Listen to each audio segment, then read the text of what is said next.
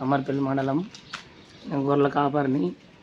ఇక్కడ నైటు మొత్తం ఒక 4 కుక్కలు వచ్చి అన్ని గొర్రెలు ఒక 18 గొర్రెలను కొరికేసినాయి.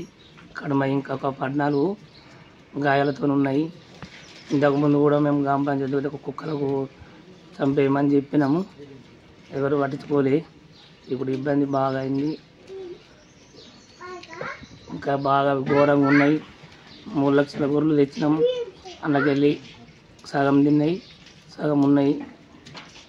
ఇక అవి కూడా గాయాలు బాగున్నాయి, అవి కూడా సత్తవి తేలాయి.